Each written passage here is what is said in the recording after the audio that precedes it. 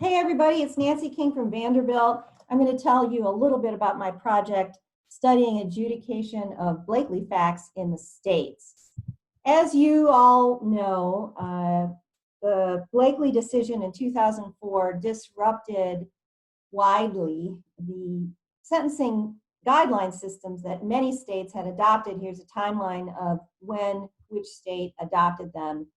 But uh, not every state abandoned its presumptive guidelines in the wake of Blakely. Many of them did. I was on the task force that looked at this question for the state of Tennessee, and there was a lot of concern about the burdens of trying to prove to a jury beyond a reasonable doubt all of those aggravating factors that had formerly been found by the judge at sentencing. Tennessee was one of many states that abandoned those presumptive guidelines or mandatory or binding guidelines. They're all the same terminology for the same thing in favor of advisory guidelines. But 5 states did not, including the state of Washington. And here's just an example of its grid. And just to review, a presumptive range here of 86 to 114 months would be the range that the judge had to impose and could not go above that, nor could the judge impose a mandatory minimum after a lien in 2013, unless the judge found beyond a reasonable doubt, unless the jury found beyond a reasonable doubt the fact that authorized that higher sentence or the defendant admitted it. So we had in 2004 the fact raising and allowing any sentence over the maximum submitted to element status here before a jury beyond a reasonable doubt. And in 2013, U.S. versus Alene applied the same rule to a fact that prohibited the judge from imposing the minimum in the presumptive range that applied after conviction without those facts. So the 5 states that said we can do this anyway were Washington, Oregon, Kansas, Minnesota, and North Carolina. Alabama has since added presumptive guidelines in 2013, but had no data available for me, so it's not part of the study. One might ask, why study such a small segment of state sentencing? How is that important? Well, it's important because sentencing reform remains on state policy agendas, especially concerns about mass incarceration and racial disparity. There is always interest in finding out ways to reduce that, and presumptive guidelines have been touted as one effective way to do that, although the research on whether that can be upheld with many studies is ongoing. There are always concerns about the federal guidelines. Is there a way to simplify them and make them binding again? And the ALI's new model penal code sentencing does recommend presumptive guidelines as promulgated by an independent and well-funded commission as the best option for meeting the goals of sentencing. So that's why I wanted to take a look at how these states that had bucked the trend here, kept their presumptive guidelines, how they were actually dealing with Blakely's commands. One of the predictions here that scared off some advisory states was that there'd be more jury trials, and this would be more burdensome and more costly, and not what they wanted. So I looked at that. I also looked at ideas that the presumptive guideline calibration by aggravating fact is a way to achieve proportionality between sentencing and conduct that retains more power with the judge than the use of a mandatory minimum or a sentencing enhancement. And the idea behind that is that because they're presumptive and the judge can decide, even if the fact was found, that it's not a substantial and compelling reason to raise the sentence, that there would be some less leverage that the prosecutor would have when threatening to bring an aggravating sentence.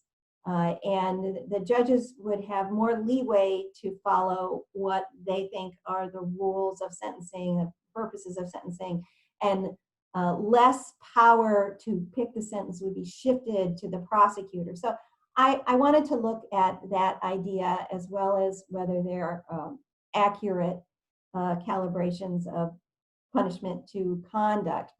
What I found was that there was only a tiny increase in trials for particular cases with upward departures and very, very few upward departures in these cases, but for surprising reasons. And I also found that because of the way that these cases were adjudicated in some of these states, there is very little difference between the way aggravating factors are treated and mandatory minimums are. So let's take a look at the first question on trials. This is a graph of the percentage of cases in these 4 states. Oregon's data is not as certain, so I excluded that include upward departure sentences. Look at the very small numbers, less than 1% in Kansas. Kansas is the poster child for how easy this would all be if you went to presumptive guidelines. This wouldn't be a problem. In Minnesota, there are more, and Oregon, there are probably more as well. But it's all under 5%. So it's a small segment of guideline sentencing that involves upward departures. But the reasons for that are not what I expected going in. First of all, there are big chunks of felony crimes that are completely lifted out of sentencing guidelines entirely by mandatory minimum sentences, sentencing enhancements in every state. And then in addition, in some states, referenda, which are much more difficult to revise, that impose mandatory minimum sentences for violent offenses, property offenses, drug offenses, and that's particularly true in Oregon. Another reason that there are not that many upward aggravating departures is because some states increase deliberately the breadth of their guideline ranges to allow judges more room to impose higher sentences without making that fact-finding. Much broader ranges than you see in the federal system, for example.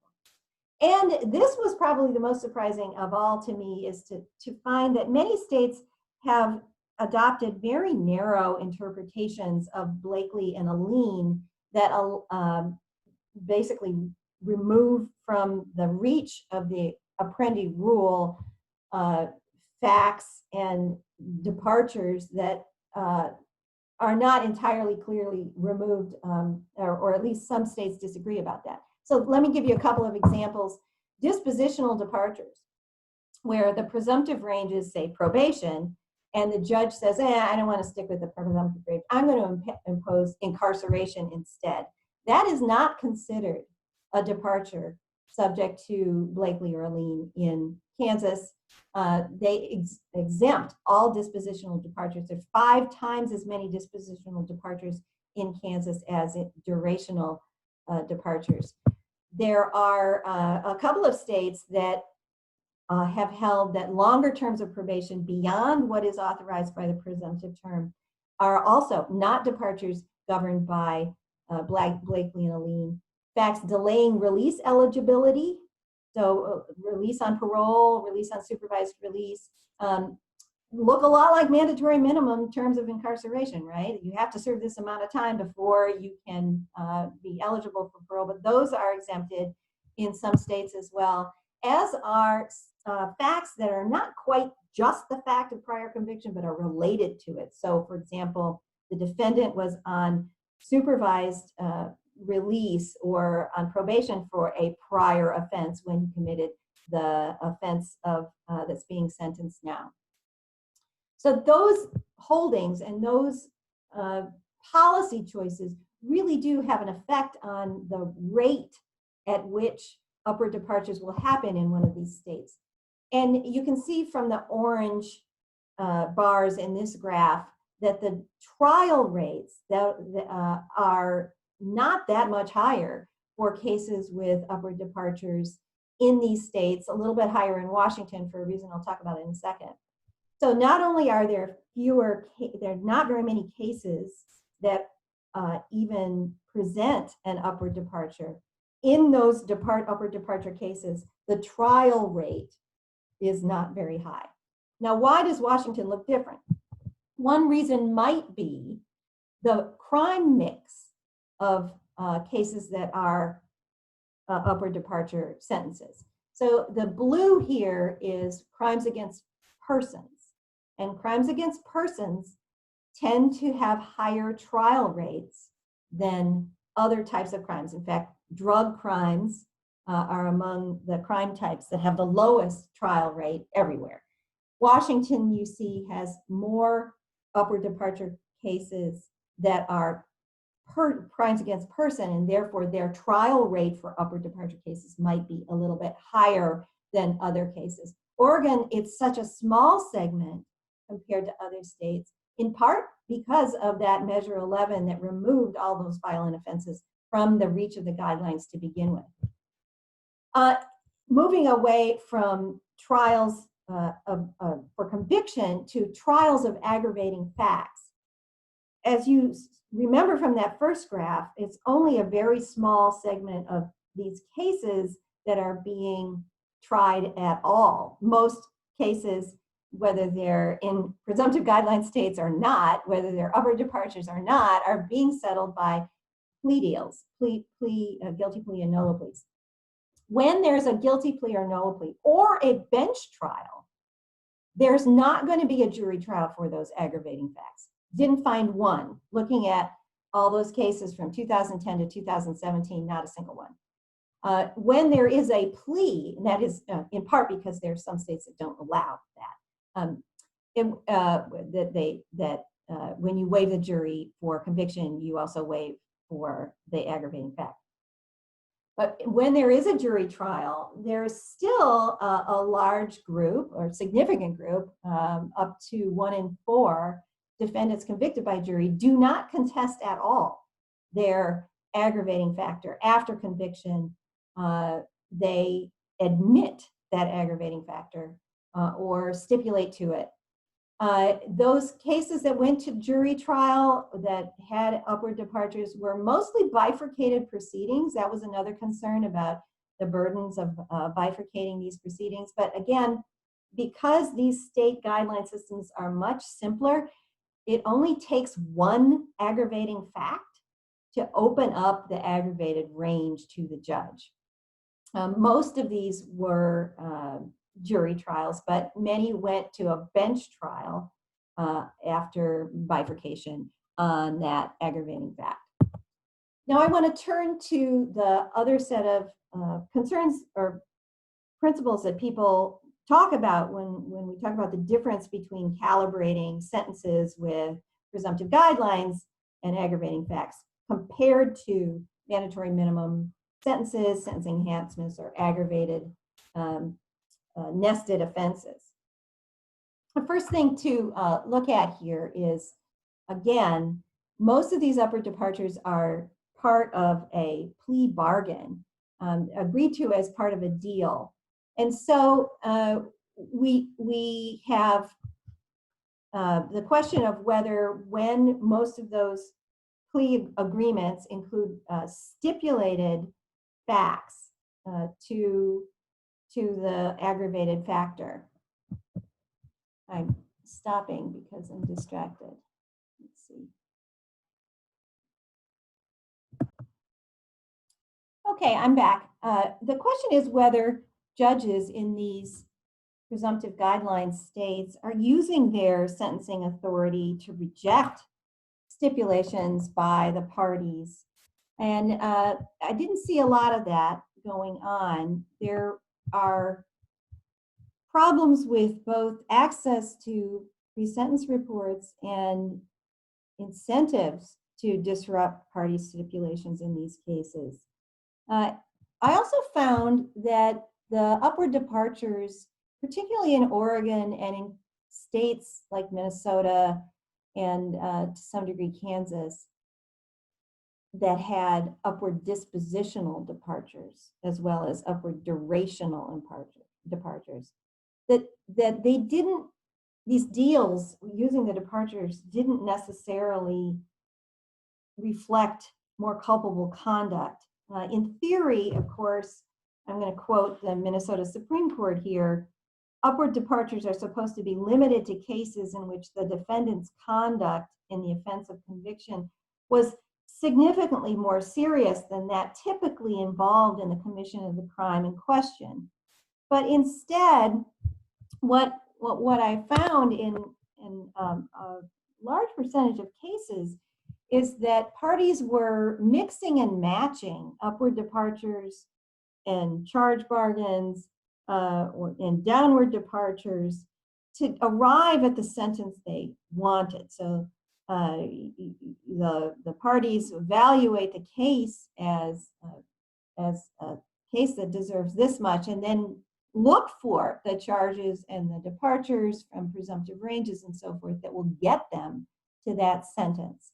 I recognize that qualitative analysis, interviewing all sorts of actors over a period of time in each of these jurisdictions would provide a more reliable basis for this type of conclusion, but there was enough in the documents and in a prior study that I did in Oregon to see that this was not about sticking to the guidelines and departing only when this was worst behavior. This was entirely different use of these guidelines and these departures as just simply tools by the parties, by the prosecutor. There were cases in which the defendant's request for an upward departure had nothing to do with case seriousness or culpability or criminal history or whatever. The defendant preferred to serve that sentence as incarceration instead of probation because by making it time served, he would avoid a probation term. Also, if he was already incarcerated for a different offense, he would avoid that probation term. Or maybe the term of probation was particularly onerous with conditions that he knew would be difficult to meet. So those upward departures really don't inform the Sentencing Commission or the readers of this sentencing information about whether or not there are more serious versions of this conviction happening. And of course, charge bargaining is going to distort sentencing information, as it does everywhere, if the sentence is tied to a particular charge and the judge has no control over what charge that is. In addition, in Oregon and other states, not Minnesota, but in other states, there were blatant stipulations to false or untrue grids or ranges as part of the stipulation. The judges didn't seem to have any trouble doing that. Now, that was bargaining that led to upward departure sentences. Turning to bargaining that produces a felony sentence with no upward departure, I based this information, this study, on some amazing data that the Minnesota courts had been collecting since Blakely on pretrial events related to aggravated sentences in felony cases that end up in conviction. And they were able to share that with me. I combined it with the commission's data from Minnesota, and it turns out that 9 out of every 10 felony convictions in Minnesota in which the prosecutor filed a notice to seek an upward departure produced no upward departure sentence at all. And prosecutors in these cases apparently, it just looks like from what I could tell, were using the notice as leverage, not to seek that sentence, but to seek a plea bargain and avoid trial without that notice. So that looks a lot like, combined with the infrequency with which judges actually disrupted prosecutors' choices in these cases, this doesn't look that different than the use of mandatory minimum and sentencing enhancement statutes by prosecutors. It's not clear that in these states the judges are actually retaining more discretion than they would under those highly criticized sentencing devices. So if you take a look back at these predictions that I that states have been considering when they're evaluating presumptive guidelines, there's really only a very small increase in the rate of jury trials, and that's because, like everything else, plea bargaining gobbles up this type of sentencing reform, just like other types of sentencing reform, since the prosecutor has the ability to charge a crime that doesn't carry, or that does carry a mandatory minimum, that doesn't carry a departure, does carry a departure.